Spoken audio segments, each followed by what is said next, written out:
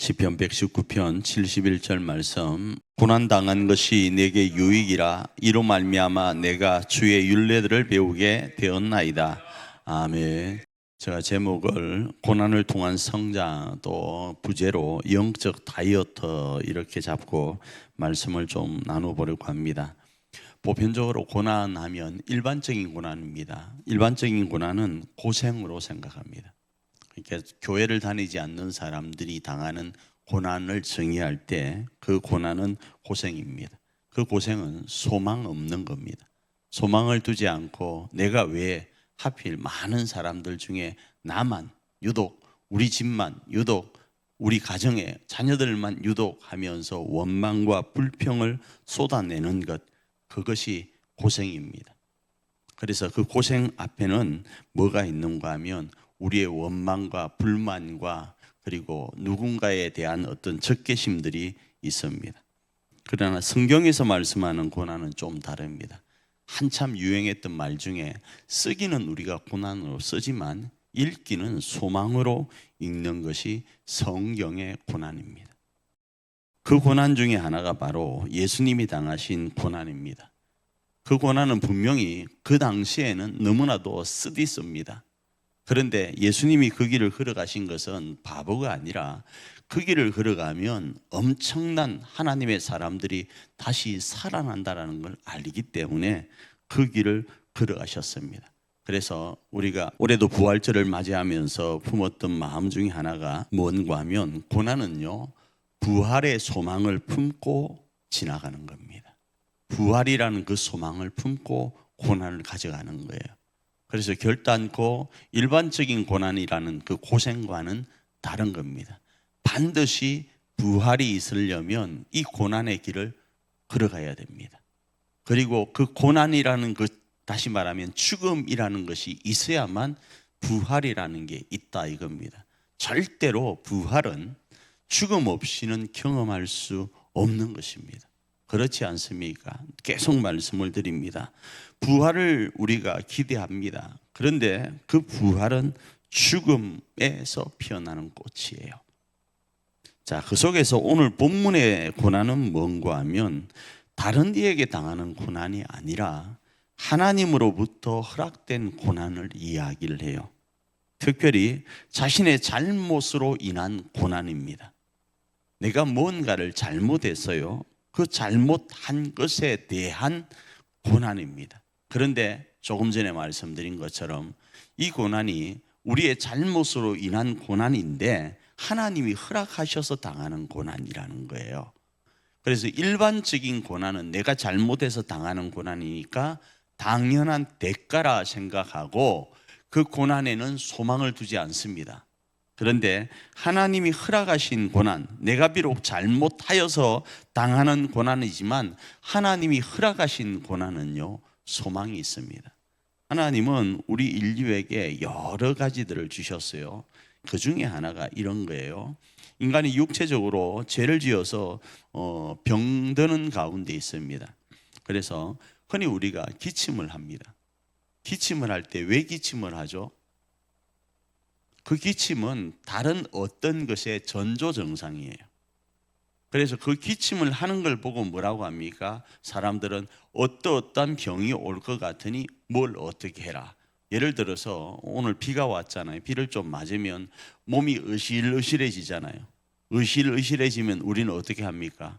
가서 쌍화탕 하나를 먹어야 됩니다. 왜 그러죠? 아무래도 감기가 올 것 같아요. 그게 전조증상인 거예요. 근데 만일에 그런 거 없이 바로 오게 되면 그걸 예비하기가 어려워져요. 그런 일련의 아픈 몸이 아플 때 어떤 신호를 보내는가 하면 조기 전조증상을 보낸단 말입니다. 그 신호처럼 하나님께서 우리에게 우리의 잘못으로 인하여 주어진 그 일에 뭘 보내는가? 고난이라는 전조증상을 보내는 거예요. 그래서 이 고난이라는 전조증상을 보낼 때는 이 고난을 통해서 네가 당할 일을 미리 알고 뭐 하라고요? 대처하라고 이야기하는 거 아니겠어요? 만일에 이 전조증상이 없으면 끝에 가면 그냥 죽는 거예요.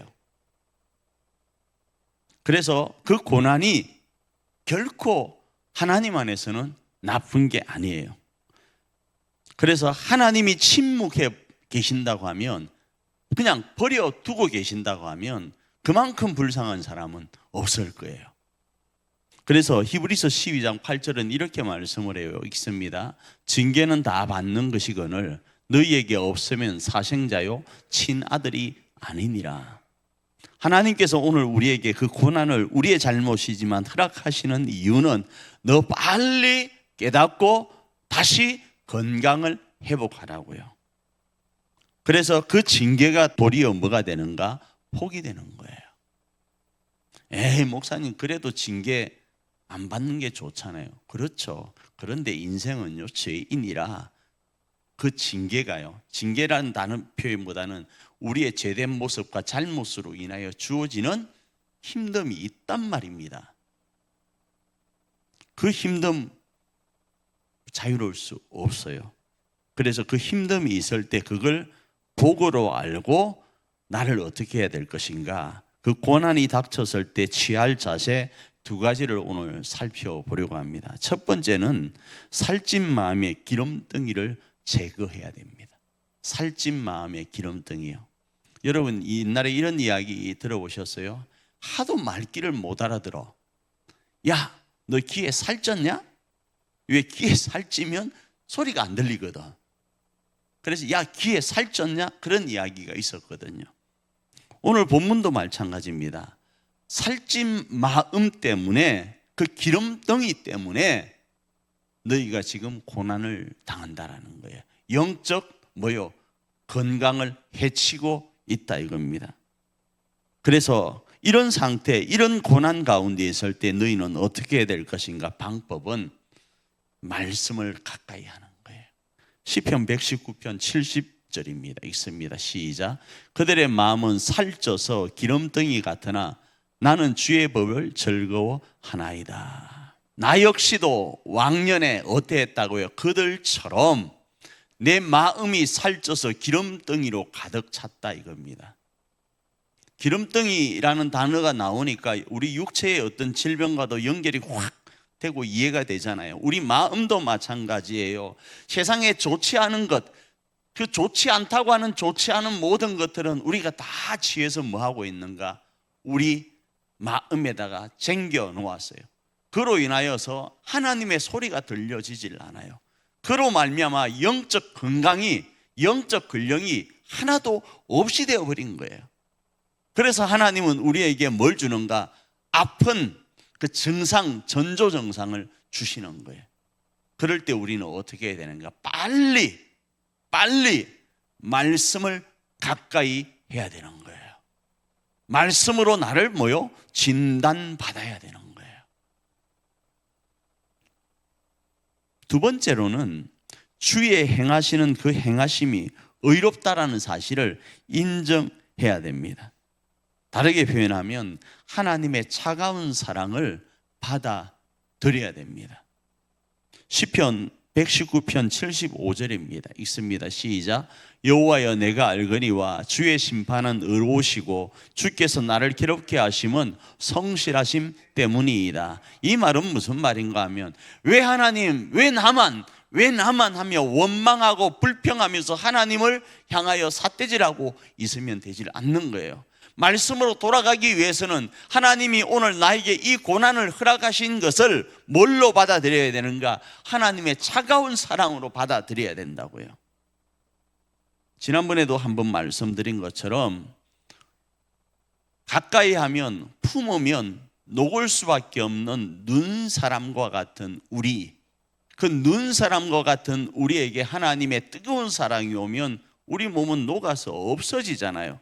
그래서 하나님은 우리의 기질과 우리의 모습에 맞추어서 사랑을 베푸세요. 저에게 뜨거운 사랑을 줬다가는, 오냐만 했다가는 병들어 죽겠다라는 생각 가운데 하나님은 자신의 그 성실함과 자신의 의로우심을 가지고 우리 가운데 뭘로 작동하시는가? 차가운 사랑으로 작동해서 그이가 녹지 않도록 한다라는 거예요. 마치 눈사람과 같은 우리이다 보니까요. 그런데 이걸 거부해버리면요, 녹고 있는 상태에 있는 우리에게 차가움이 다가올 때 싫어요 싫어요 싫어요 하면 그 눈 사람은 녹아서 없어집니다. 지난 겨울 유독 비도 많이 왔던 눈요, 햇빛이 비치니 봄이 오니 사라져버리고 없습니다. 그렇지 않나요? 그래서 오늘 우리는 어떻게 할 것인가? 우리에게 주어진 수만 가지의 우리가 의도치 않는 난제 앞에 우리는 말씀이 있는 곳으로 나아가서 그것이 우리의 잘못으로 인한 것이든지 그것이 어떤 시대 환경 때문에 주어진 것이든지 그런 것 상관하지 말고 일단 이 고난을 무엇으로 해석할 것인가? 하나님이 우리로 뭐 하게끔 다시 말씀으로 돌아오게끔 하시려는 의도이시다로 생각하고 말씀으로 돌아가는 거예요. 내가 세상에 많은 어떤 기름진 기름 덩어리로 쌓여서 내 마음도 내 영도 이렇게 기름 덩어리로 막혀 있지는 않는지를 돌아보면서 우리를 점검하는 거예요. 그 점검하는 시간이 말씀으로 나를 살피고 기도와 찬양으로 내 삶을 돌아보는 거예요. 우리 교회도 마찬가지입니다. 우리 교회에 어떤 어려움이 있습니까? 우리 가정에 어떤 어려움이 있습니까? 그러면 왜 우리 교회만, 다른 교회는 잘 하는데 왜 우리 가정에만, 이런 이야기를 하기 전에 그것을 냉철하게 말씀 앞에 비추어 보는 거예요. 그리고 하나님 앞에 기도하면서 내 마음에, 우리 교회에, 우리 가정에 마음에 살찜이 없는지, 기름덩이가 없는지를 돌아보면서 하나하나 하나님 앞에 새롭게 점검하며 나아가는 거예요. 그러면 다시 말씀드립니다. 그 고난은, 세상은 고생이지만 성경에서는 그 고난은 소망을 품은 고난이 되어서 그 고난이 도리어 우리에게 다른 사람과 비교했을 때 유익이 되게 되어질 겁니다.